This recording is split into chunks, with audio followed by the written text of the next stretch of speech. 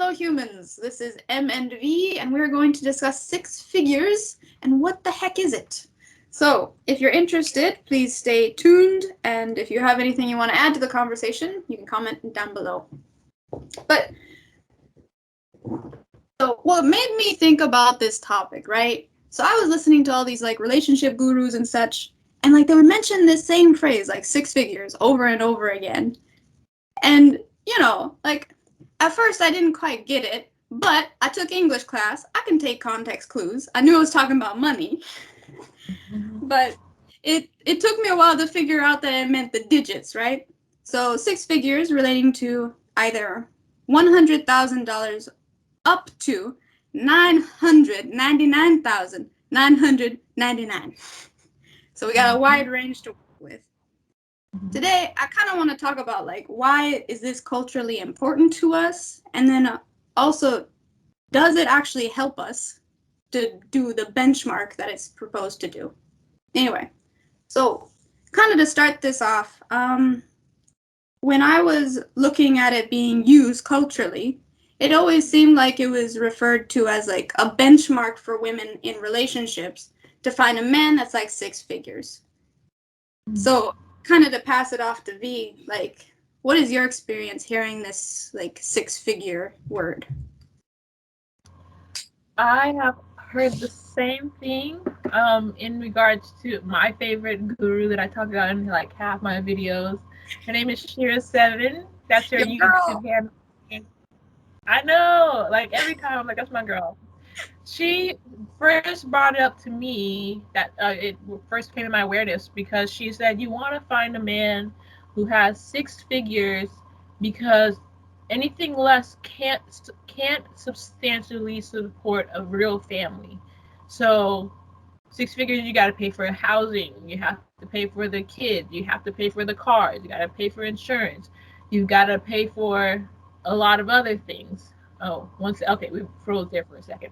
Oh, okay. So she said that six figures is the minimum, and she didn't give a specific number, as in 1,000, 100,000, 200,000, but she did, at least to my knowledge, she said six figures. So could be wrong on that, but that was what I remembered.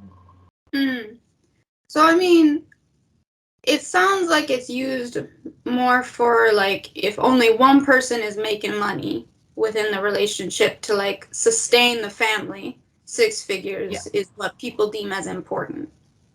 Yeah. See, I think this is where we get into like the next point of like, is it actually a good benchmark, right?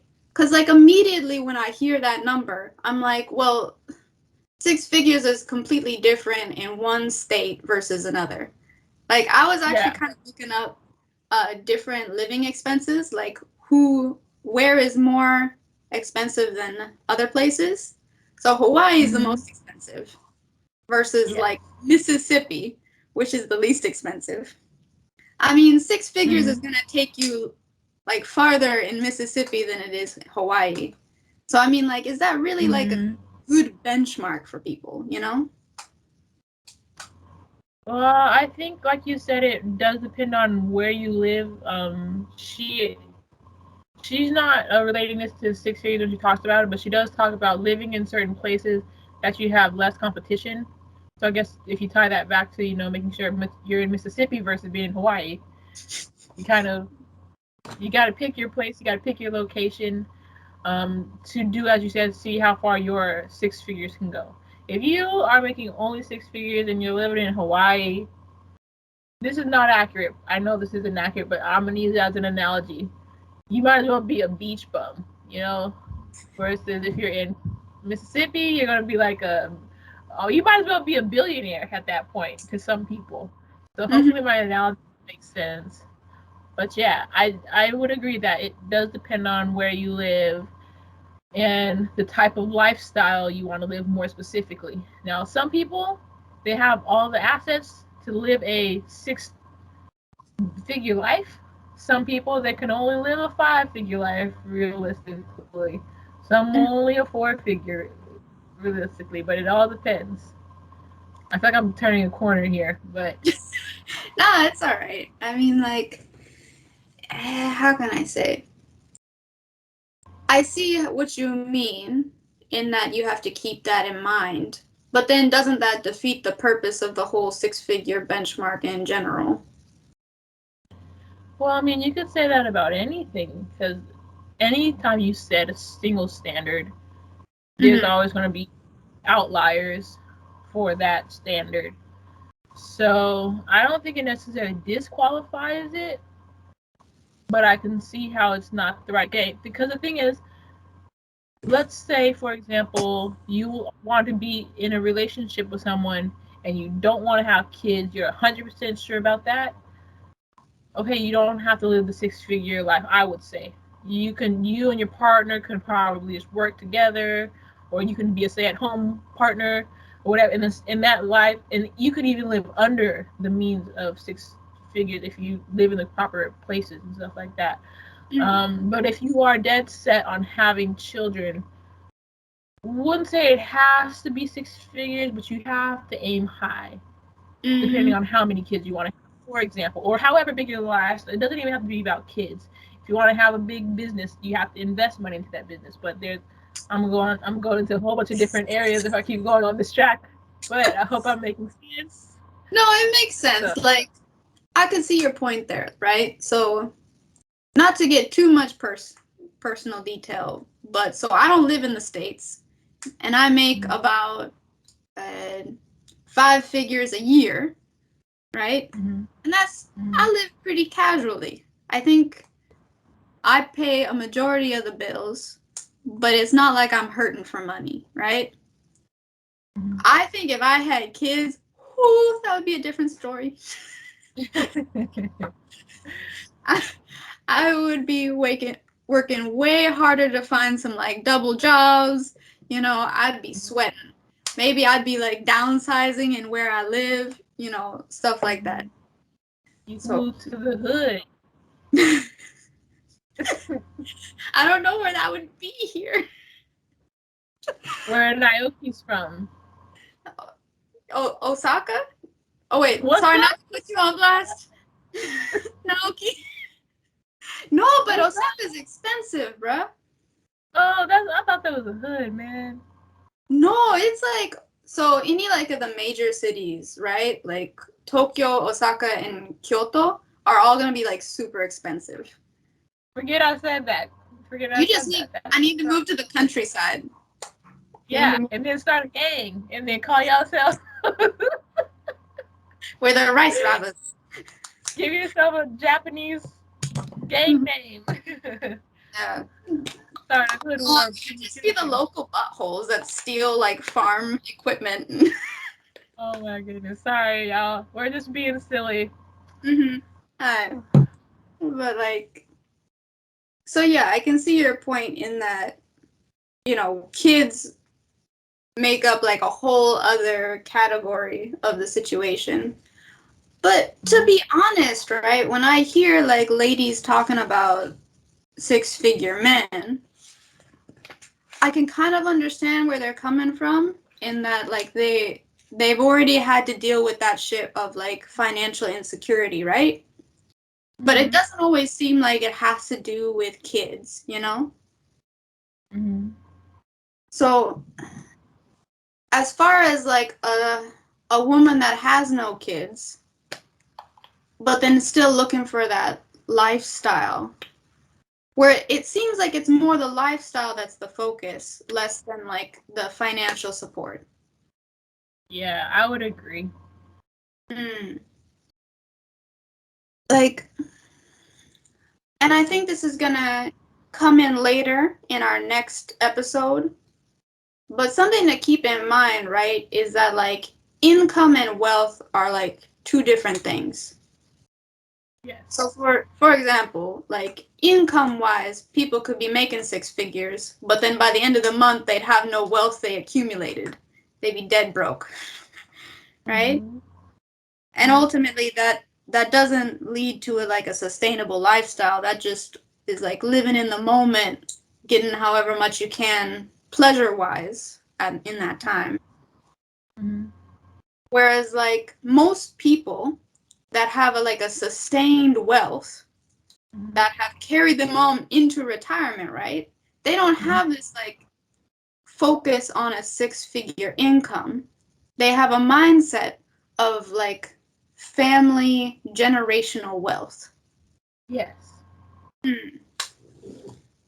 Which will be like, I think might be touched on later. Oh, for the next video? Yeah. Oh, well, a few videos later. Oh, okay. Yeah, way later.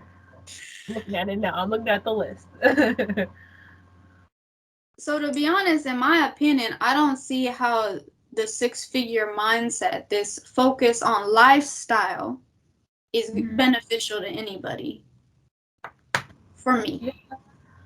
I mean, it really does depend. Like I said previously, sometimes there are some people who do all the right things to live that six-figure lifestyle. Leave it to them. Then there's some people that are 5 figures, maybe more than 6 figures, maybe less than 4 figures. Each person has their place in their slot. That's the best way I can put it. Does that make sense? Like, there are men out there who are going to want to, for example, they're going to want to seek out. Sorry, 1 second. It looks like we're frozen. I'm gonna wait just a. Okay, there we go. Okay. So there are some men who choose jobs based on the salary or income salary, and they eventually get to 6-figure jobs. They worked hard enough to get there. They deserve to have that pay. Now, what they do with it, that's another thing, because they could just squander the whole thing. I think you were saying that at one point they can squander it. And then you have women who these men are looking for specific types of women to couple up with. Whatever that is, tall, skinny, loves to wear high heels but can still rock some Nikes or something like that if she has to. They'll find that woman and then they'll be like, yes, she's my partner. So in that way, this is how some women easily slide into the slot of 6 figures without having to work hard for it. Not to say they don't work hard. I don't know what else this hypothetical woman does, but that's just one version of the story. I know apparently there's a lesbian couple. Shira's sister is a lesbian, and she didn't just get with any old lesbian. She got with a rich lesbian. So she's like, if I'm going to play for the other team, I want to make it worth my time. So it's not just the heterosexuals. Yes, even the gays are getting in on it. They're catching up on our territory. It's okay, guys. One of us is LGBT, so we're good. It's okay. Don't come for us in the comments. But yeah. I don't know, like. I mean, not everybody's cut out for that lifestyle. So not everybody's going to get to experience it. But we leave those, what is it? Live and let live. There we go. Got all smart. I don't know. I mean, I just feel like it's a false promise. Yeah, definitely. You're going to say everybody. Everybody can't live like that. Well, it's not just that, like, everybody can't live like that. It's just that most of the time it's not sustainable. I think that's my focus. Like, usually I think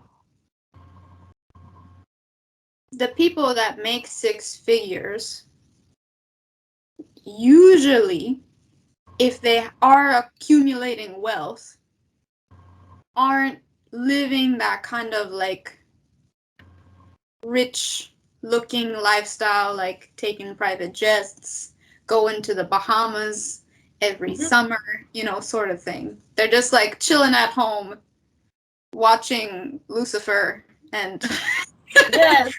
No. You know what I mean? Just chilling when they got the chance. Yeah, I agree with you. Not only is Shira 7 that do I watch, but I also watch another lady called the Universe Guru. I may have sent you at least one of her videos, but I don't watch as much as I used to watch Shira's. She also said the same thing like you said. Most of the millionaires, for example, that she knows and she lives around, and she's also a millionaire herself now. Like you said, most of them just have a nice little house in the suburbs. They got their minivan, they got their family. They're all just chilling on the couch watching Netflix after a long day of work. No gold minivans. Yeah. No like flames on the side. With, What's like that? gold plating. Get a little bit on the figures. Yeah, they don't go that far out. I mean, now I was gonna say something else, but that was gonna be racist. Anyways. Yeah, no, for the most part, I mean, it's not a flashy lifestyle. I think if anyone lives on a 6-figure income, you really can't be flashy. I think you have to hit at least millionaire status to be able to do that, even if you want to. Because, like you said, you got to pay for housing, you got to pay for kids if you have some. You got to pay for cars, car insurance, bills. You got to pay for all of this stuff. By the time you have anything left over, hopefully you don't leave this at the end, but if you have some left over, you can put that in your savings account. You can put that in your child's trust fund. You can make a trust fund for your kids so they can go to school. There's so much stuff you could do. Yeah, right? Think smart about it. They think people who are realistically living in the 6-figure lifestyle and understand what it takes to get there, they don't squander it. At least most of them don't squander it. They think differently about money than those of us who are on lower income ranges. And that's because I think we're in such a poverty mindset that we think, oh, I gotta hurry and buy something cool or flashy or that I really, really want rather than what I really, really need because we're afraid we're gonna lose that money. So those of us who are still squandering for that type of lifestyle, we look up and we think we see the golden cash cow or whatever of 6 figures. We think I want to be there, I want to live that lifestyle, but we don't realize that it's actually pretty boring. But it's good though. It's boring, but it's good for you. Yeah. I guess looking at the other side of 6 figures kind of puts things in perspective as well. And to kind of like piggyback on your point there, like I think a lot of people misinterpret, or at least what I'm hearing from you when you say poverty mindset, it's not that people can't, like, everything is within their control, but the things that they do have choice in, which is like spending their money that they have extra of on things that maybe aren't needed in the long term or don't benefit you in the long term. Then that's what I agree with. Is that what you kind of meant by that? Yeah, because like there's things where you have no control over, like insurance, paying for a car, you know. Yeah. Or how many hours you can get at work because they're cheap and they don't want to hire full-time employees. And I am not pissed off about this personally, guys. I just have a lot of feelings, okay? I'm just saying, some places that you work at are cheap. They don't want to pay for full-time employees because that would mean they give you health insurance. God forbid. Oh, goddamn. Sorry. They're constantly panicking about people's teeth. Like, you got good teeth, right? Right. You don't have heart attacks, do you? But yeah. And I mean, from here though, like, unless you have any other like final thoughts or feelings or things you want to talk about, I feel like this is a chill ending. Okay. After my long rant about full-time employment. I mean, I thought it was enjoyable. I mean, I can. All right. Well, I didn't write any notes down either. Didn't think that I had to. How are we doing on? Oh, time-wise, we're at 21. Oh wow, we did well. I know, right? Look we know at how to shoot the shit, right? Yeah. No, I mean I'm good. I don't have anything else to say. think I said all my piece. Okay. So, you guys, if you found anything that we said interesting or there's anything that you disagree with, please let us know down in the comments. We'd love to hear them. We love to talk too deeply about things, so it would benefit us. Yes, we do. Okay. Bye, people. Goodbye.